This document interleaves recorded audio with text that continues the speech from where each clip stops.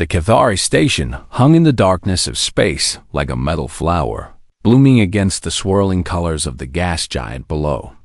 And thousands of ships moved around it like insects drawn to light, carrying traders and diplomats and warriors from 100 different worlds. Kale Reyes stood at the viewport of his small transport ship and watched the station grow larger as they approached. And he felt the familiar weight of nervousness in his chest that he always felt when entering new territory. But he pushed it down and kept his breathing steady, because he had learned long ago that showing fear was the fastest way to invite trouble. He was not an impressive figure by galactic standards, standing only 5 feet and 7 inches tall with a lean build that came from years of fieldwork rather than combat training. And his brown hair was cut short and practical. And his eyes were the kind of tired that came from too many late nights reading research papers.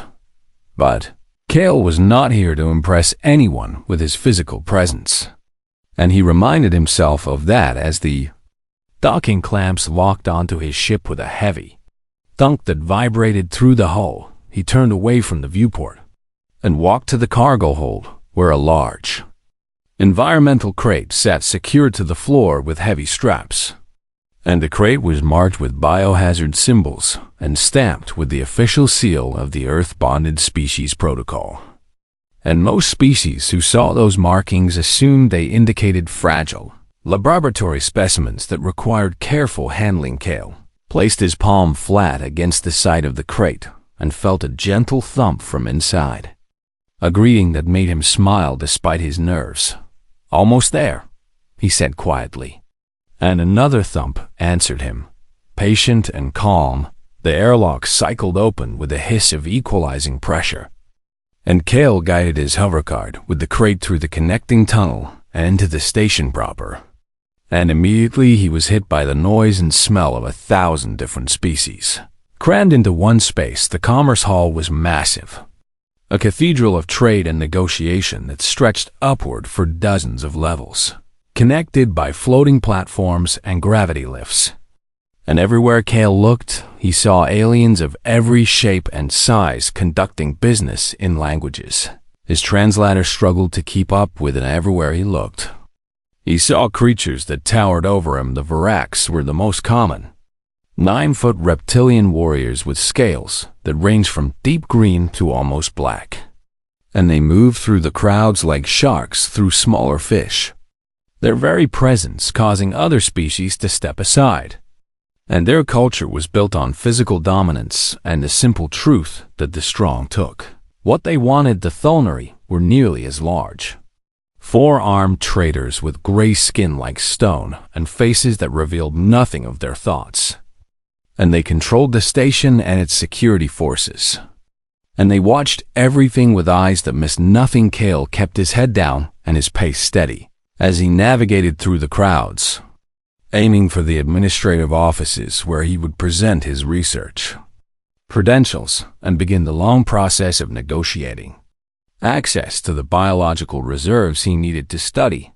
He did not make it far. "Look at this," a voice called out, deep and rumbling and full of cruel amusement. And Kale felt his stomach tighten because he recognized that tone. Having heard it many times before on many different stations, he stopped walking and looked up at the group that had moved to block his path. And he counted 5 Virax, all young and all wearing the decorative armor that marked them as members of elite families. The kind of young warriors who had never faced real challenge and filled their time by tormenting those weaker than themselves. Their leader was the largest of the group, nearly 10 feet tall with scales so dark they were almost purple. And his eyes were yellow and slitted and filled with the lazy confidence of a predator who had never met anything that could threaten him. "A human," the leader said, and his companions laughed as if he had told a wonderful joke. "A tiny soft thing walking among its betters." Kale said nothing because he had learned that words rarely helped in situations like this.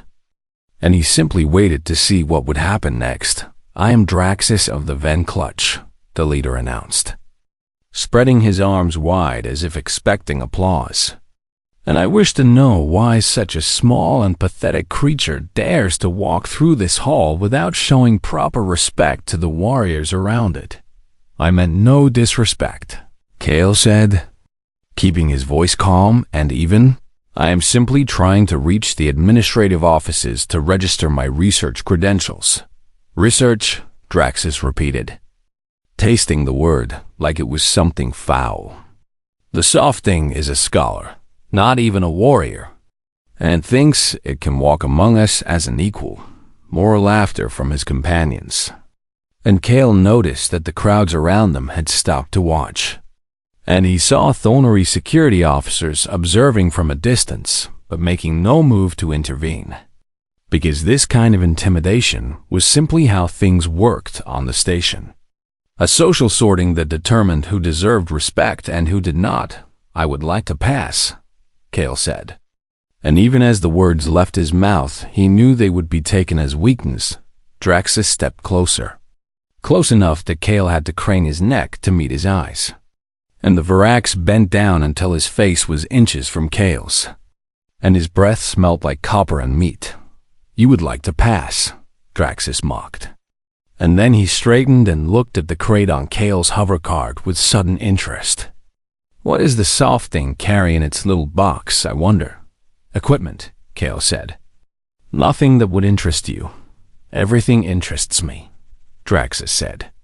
And he reached out with one massive clawed hand and shoved the crate off the hovercart before Kale could react. The crate crashed to the floor with a heavy thud that silenced the laughter.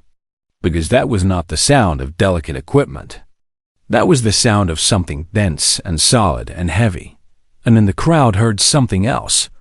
Something that made several species take instinctive steps backward to growl. Low and deep. Felt more in the chest than heard with the ears, rolling out from inside the crate like distant thunder. The emergency seal on the crate hissed and began to unlock from the inside. Draxus stared at the crate.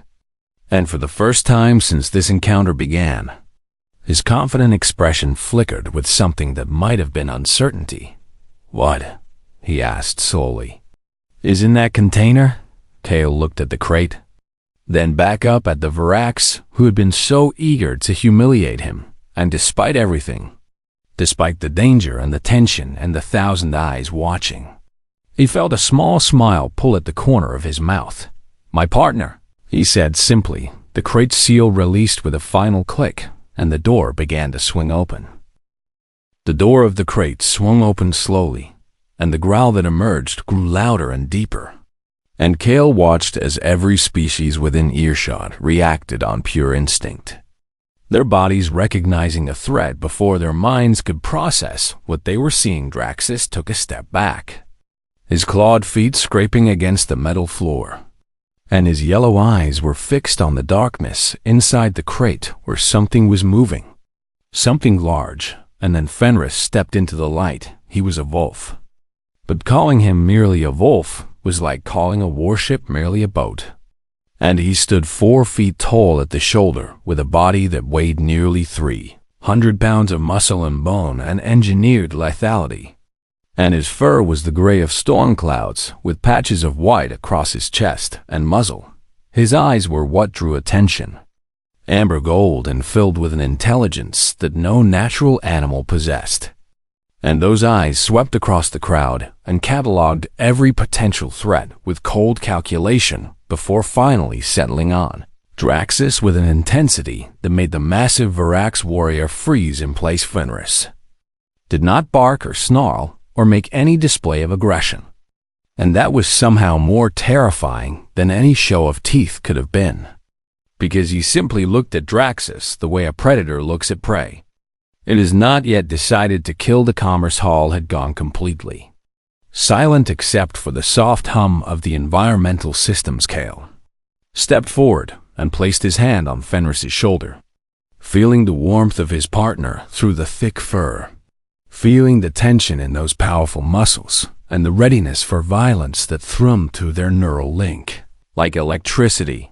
Easy, old friend, Kale said softly. They didn't know.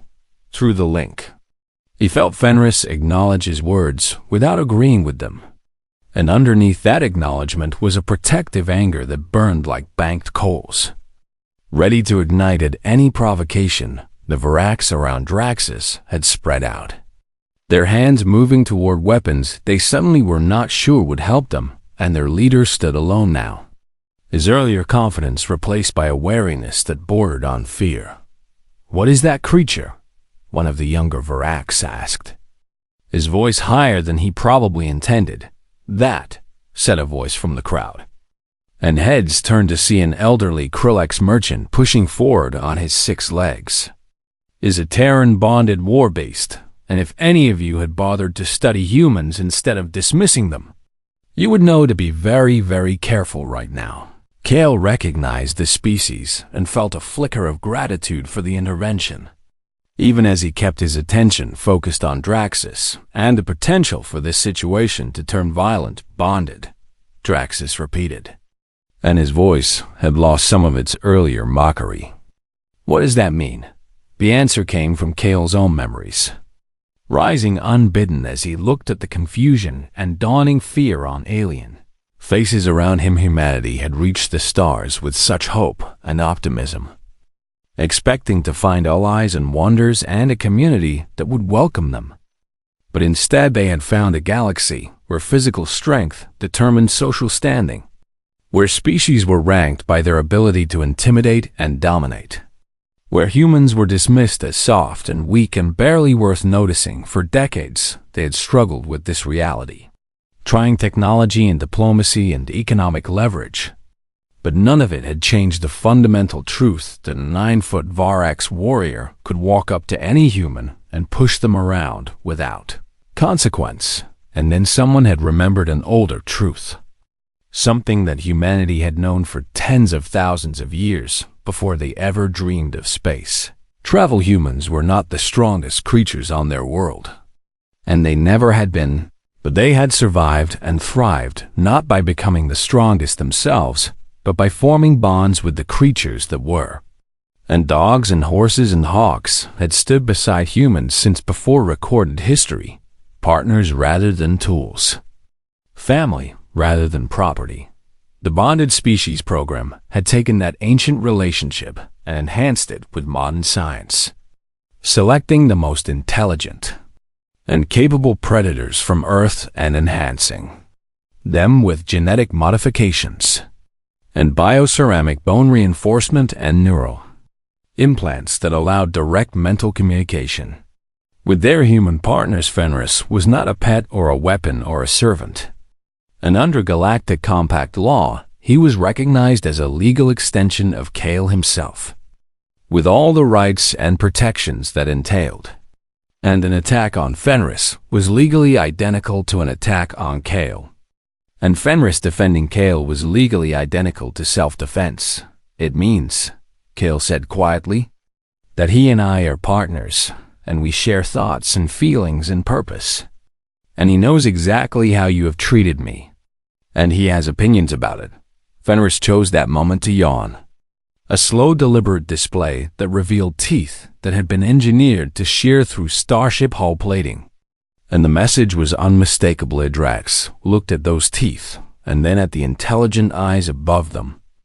And something shifted in his expression as ancient instincts, buried deep in his reptilian brain, recognized what stood before him: a superior predator, not larger, not stronger in the simple physical sense, but more dangerous, more patient, more willing to wait for the perfect moment to strike. And that kind of predator was far more terrifying than any brute. "I did not know," Draxus said slowly, and the words seemed to cost him something. "I did not know what you carried." "No," Kale agreed. "You didn't." A commotion from the edge of the crowd drew attention as Thulnari security officers finally pushed their way through, their gray faces unreadable as they took in the scene before them. The security chief was a massive female with scars across her lower arms that spoke of a violent past, and her eyes moved from Kale to Fenris to the fallen crate to Draxus with the quick assessment of someone trained to evaluate threats. "What is happening here?" she demanded, A misunderstanding, Kale said before anyone else could speak. My container was accidentally knocked over, and my partner became concerned. But everything is fine now. The security chief looked at him with something that might have been surprise.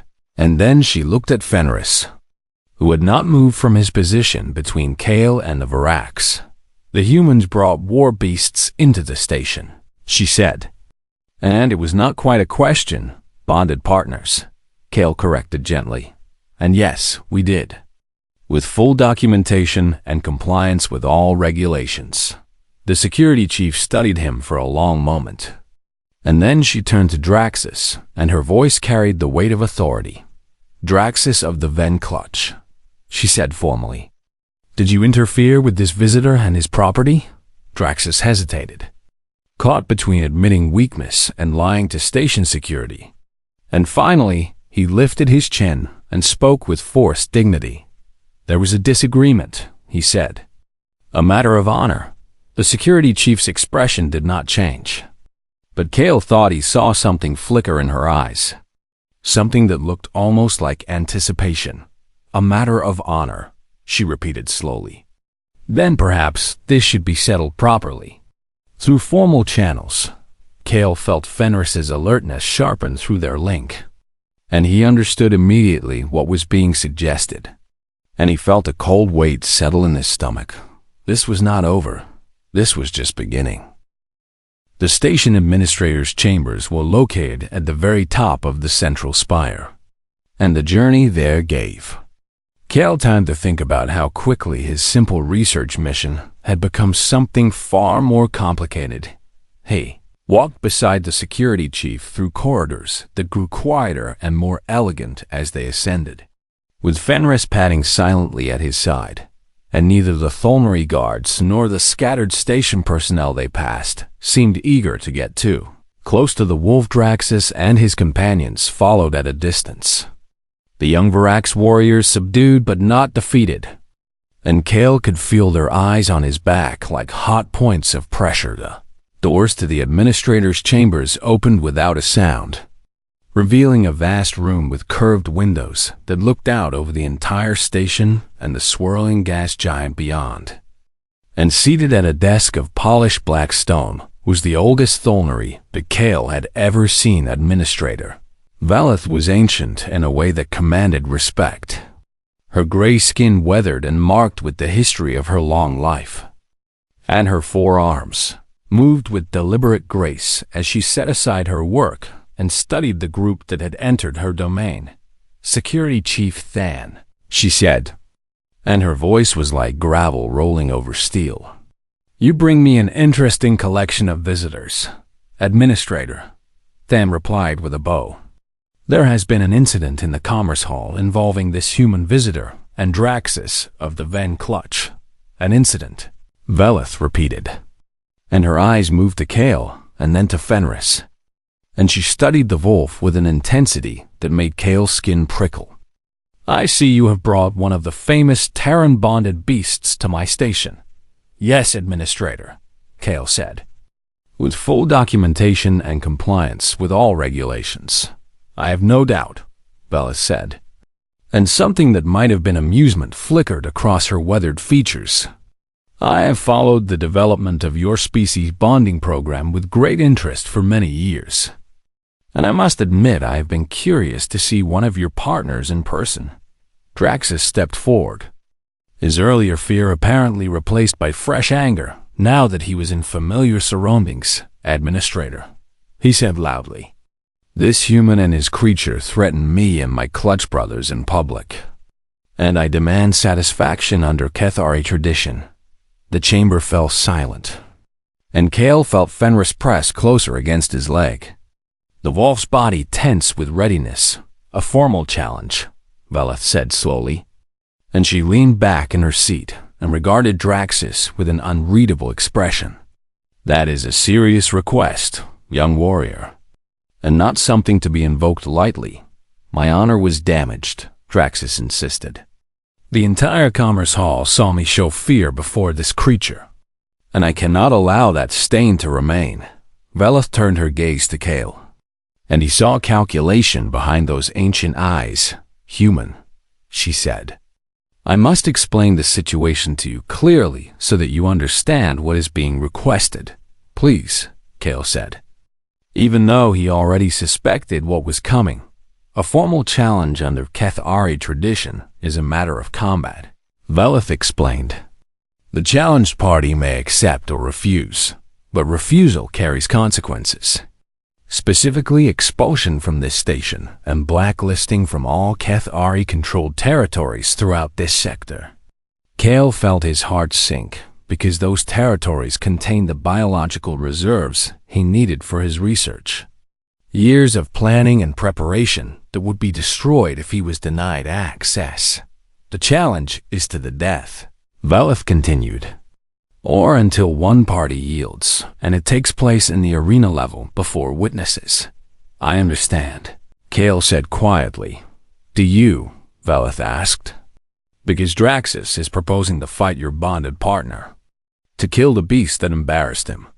Kale looked at Draxus and saw the hunger in those yellow eyes. The desire to restore his pride by destroying the creature that had made him feel fear. And he felt anger rise in his chest like a hot tide. But alongside the anger came something else. A pulse of reassurance through his neural link with Fenris. A complex bundle of feelings that translated roughly to confidence and readiness and something that was almost eagerness. Fenris was not afraid. And more than that, Fenris wanted this. I have a question, Kale said, keeping his voice steady despite the emotions churning inside him. The challenge is issued to me, correct, and under Galactic Compact Article 7. My bonded partner is legally recognized as an extension of myself in all matters. Velith's expression shifted subtly, and Kale thought he saw approval there. That is correct, she confirmed. A bonded human and their partner are considered a single legal entity for purposes of rights and responsibilities. Then, if I accept this challenge, Kale continued, I am accepting it as a unified entity, and my partner may fight in my place. You wish to hide behind your beast, Draxus sneered. But his voice lacked its earlier confidence. I wish to exercise my legal rights, Kale replied calmly. Just as you are exercising yours? Velith was definitely smiling now. A thin expression that held no warmth but plenty of anticipation. The human is correct, she announced. If he accepts the challenge, his bonded partner may stand as his champion.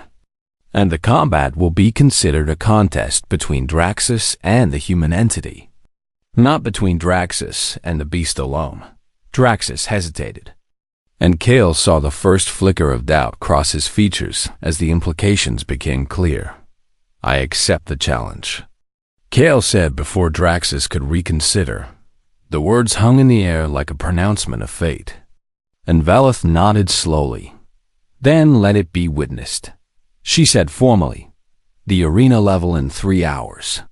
And let all who wish to observe gather to see justice done. 3 hours later, Kale stood at the entrance to the arena level and looked out at the largest crowd he had ever seen. The arena was a massive pit carved into the station's lower levels, rimmed by rising tiers of seating that held thousands of spectators from dozens of species. And the noise of their conversations was like the roar of an ocean word had spread quickly. And it seemed like half the station had come to watch Kale. Heard snippets of conversation as he made his way to his designated entrance. Voices in 100 languages, all discussing the same thing. The human accepted a challenge from a Varax. Impossible. They will be slaughtered. Did you see the beast?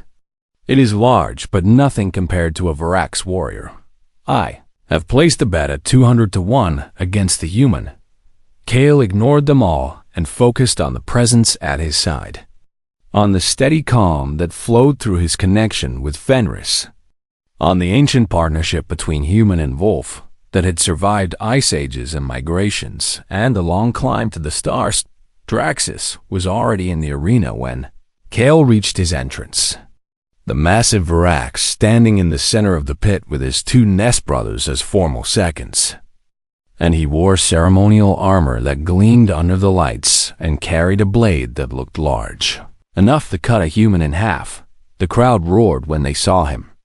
The favored warrior, the obvious winner. Then Kale walked out onto the sand, small and alone and unarmed, and the roar turned to laughter. He heard them mocking him, calling him soft and weak and foolish, wagering on how quickly he would die.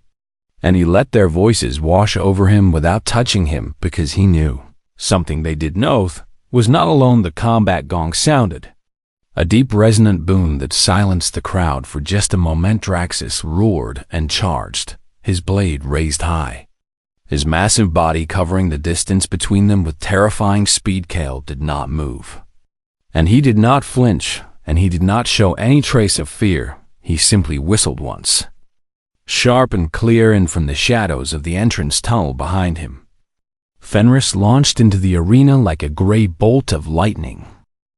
Fenris moved faster than anyone in the arena expected, a blur of gray fur and muscle that crossed the sand like a ghost, and the laughter that had filled the stadium died in 100,000 throats as they watched something that should not have been possible. Drax was still mid-charge when Fenris reached him, but the wolf did not meet him head-on, because that was not how Fenris hunted.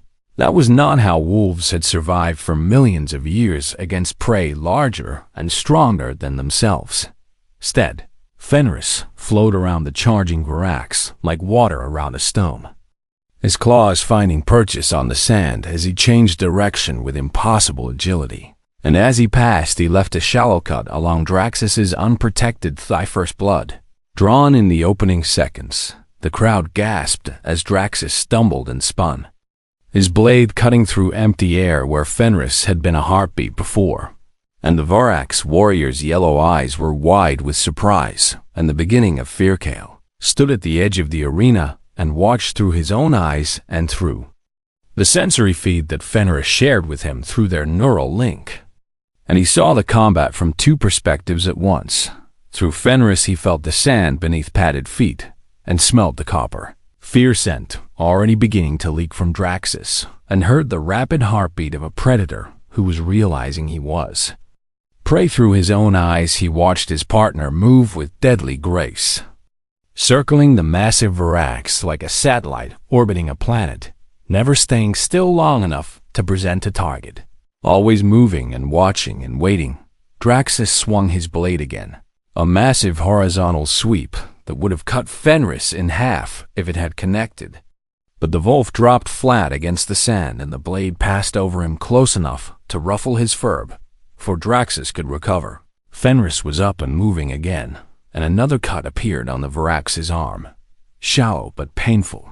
The pattern repeated, and Kale guided their strategy through the link while Fenris provided the sensory data and the instincts that no amount of technology could replicate. Strike and retreat, circle and cut, never engage directly, never give the larger opponent a chance to bring his superior strength to bear. It was not a fight in the traditional sense, and watching the crowd began to understand that they were seeing something different, something that their species had not witnessed in generations, or perhaps ever. They were watching a hunt. Draxus grew more desperate with each passing minute, his swings becoming wilder and less controlled, his breathing growing ragged as blood loss and exhaustion began to take their toll. Stand still and fight, he roared, frustration and fear mixing in his voice.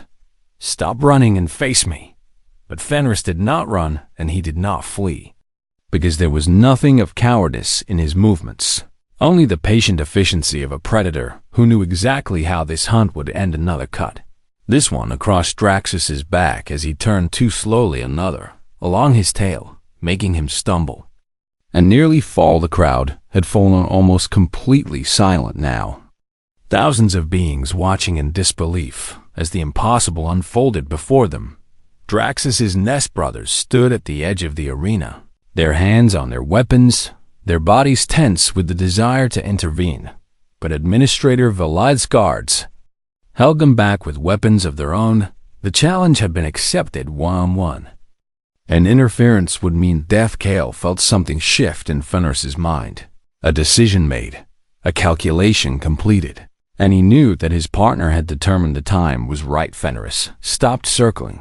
He planted his feet in the sand and faced Draxus directly for the first time since the combat began, and his amber eyes locked onto the wounded Varax with an intensity that seemed to freeze the air between them. Draxus saw his chance and lunged forward, putting all of his remaining strength into one final strike that would end this humiliation once and for all. But Fenris had already moved. The wolf ducked under the blade and drove forward, his jaws closing around Draxus's ankle with crushing force. And with a twist of his powerful neck, he pulled the Varax's leg out from under him. Draxus fell. He crashed to the sand with an impact that shook the arena floor, his blade flying from his grip. And before he could recover, Fenris was on him, 300 pounds of wolf pinning his chest to the ground. Then those engineered jaws closed around Draxus's throat. The arena was absolutely silent. Kale could feel everything through the link. The pulse of blood rushing through the arteries beneath Fenris's teeth, the frantic hammering of Draxus's heart, the heat of his breath and the salt of his sweat. One bite and it would be over. But Fenris did not bite, and his jaws did not tighten. And he simply held there, waiting, his eyes fixed on the Varax beneath him with that same patient intensity. Kale walked forward across the sand, his footsteps the only sound in the massive arena, and he came to stand over the fallen warrior who had mocked him and threatened him and tried to destroy everything he had worked for. "Yield," Kale said, and his voice carried through the silence to reach every ear in the stadium. "My partner and I don't want your life, and we just want to do our work in peace." Draxus stared up at him, and Kale watched the emotions war across that reptilian face. Pride and shame and fear and something else. Something that might have been wonder. The Varax had spent his entire life believing that size and strength determined everything, that the strong ruled and the weak submitted, and nothing in his experience had prepared him for this moment, to be defeated not by something larger, but by something smarter. Not by overwhelming force, but by patient skill. Not by a monster, but by a partnership. "I yield," Draxus said, and the words came out rough and broken. But they came. Fenris released his throat and stepped back, returning to Kale's side with the same calm grace he had shown throughout the fight. And he sat on the sand beside his partner, as if nothing unusual had happened. The crowd erupted, not in anger, not in protest, but in something that sounded almost like awe. And Kale heard voices calling out in a dozen languages, asking questions, and exclaiming disbelief, and struggling to process what they had witnessed. A human had won a challenge in the Cathari arena. No, not just a human, something more than that, something new. A partnership between species that had created something greater than either could have been. Alone, Kale placed his hand on Fenris's head and felt the warmth of his partner's satisfaction flowing through their link. Not bloodlust or cruelty, but the simple pride of a job well done. "Good boy," he murmured, too quiet for anyone but Fenris to hear through. The link came a response that felt like laughter and love and the deep contentment of a wolf who had protected his pack. Draxus climbed slowly to his feet, blood dripping from a dozen wounds that would leave scars he would carry for the rest of his life. And he looked at Kale and Fenris with an expression that had been wiped clean of arrogance. "What are you?" he asked, and there was no mockery in the question now. Only genuine wonder. Kale considered the question and then smiled. "We're partners," he said simply from the elevated platform where she had watched the entire fight. Administrator Vela's voice rang out across the arena. "Human," she called, and something in her tone made the crowd fall silent again. "Wait." The ancient Thulnari rose from her seat and began to descend toward the arena floor, and the expression on her face was one that none of the beings present had ever seen before. She was smiling. Administrator Veleth's private chambers looked different in the quiet hours after the arena had emptied, and the swirling colors of the gas giant outside cast shifting shadows across the walls as Kale sat across from the ancient Narration waited for her to speak. Fenris lay at his feet, his great head resting on his paws, his eyes half closed in contentment. But Kale could feel through their link that his partner was still alert, still watching, still ready. "I have been watching your species for a very long time," Vela said finally, her weathered hands folded on the desk before her. "Since before you achieved faster than light travel. Since before you established your first colony beyond your home system." Kale said nothing because he sensed she had more to say. "When humans first reached the stars, I dismissed you as most species did," Velith continued, "small and soft and weak. Another minor species that would find its place at the bottom of the hierarchy and accept its fate. Many species made that assumption," Kale said quietly. "Yes," Velith agreed. "And many species have been forced to revise that assumption over the years. The most still do not understand why. And I must confess that even I did not fully understand until today." She rose from her desk and walked to the curved window, her forearms clasped behind her back, and she stared out at the station she had administered for longer than Kale had been alive. "Other small species have tried to find their place in a galaxy of giants," she said. "They have tried superior technology and clever politics and economic manipulation, and some have succeeded for a time. But eventually, they all fail because at the foundation of galactic society lies a simple truth: strength, determined standing." Kale said, "Just so," Velith agreed. "And no amount of cleverness can change that fundamental reality, and that is why I expected from humanity. Clever tricks that would work for a generation or two before your species was put back in its place." She turned from the window and looked at Kale with something that might have been admiration. "But you did not try to change the rules of the game," she said. "Instead, you changed what strength means. And that is something I have never seen another species accomplish." Kale looked down at Fenris, at the gray fur and the peaceful face and the powerful body that contained so much potential for violence. And he thought about the tens of thousands of years that separated him from the first human who had looked at a wolf and seen not a threat but a possibility. "We didn't invent anything new," he said. "We just remembered something old. Something that humans have known since before we had writing or cities or any of the things that are supposed to make a species civilized." "And what is that?" Velith asked. "That we don't have to be strong alone," Kale said. "That the bonds we form with other beings can make us stronger than we could ever be by ourselves. That strength isn't just what you possess. It's what you inspire loyalty from." Velith was silent for a long moment, and then she returned to her desk and activated a display that showed documents and authorizations that Kale did not immediately recognize. "Your research access is granted," she said. "Full access to all biological reserves in Cathari-controlled space, with no restrictions and no oversight requirements." Kale blinked in surprise because that was far more than he had hoped for. "Additionally," Velith continued, "I am personally requesting a formal exchange program, and I want researchers from my staff to study your bonding technology, not to replicate it, because Thulnary psychology is not compatible with that kind of partnership. But to understand it, I would need to consult with my superiors." Kale said carefully, "Of course," Velith agreed, "but I suspect they will be receptive. And I suspect that what happened in the arena today will have consequences that reach far beyond this station." She was right, and Kale knew it. And as he walked through the Commerce Hall 1 week later, he saw the evidence of those consequences.